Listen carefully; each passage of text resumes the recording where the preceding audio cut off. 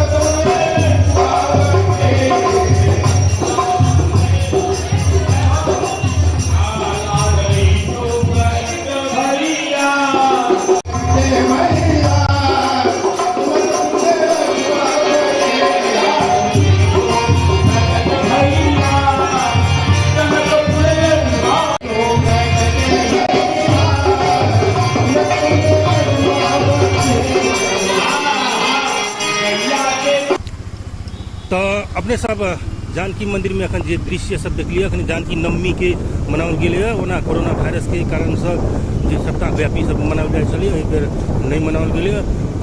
किछ अपडेट करा दी जानकी नवमी में बाबा राम सप्तस्वर्दा जे महंत छथिन वो 1 किलो सोना चढ़ेलखिन आई 1 किलो सोना तहिना निर्मला देवी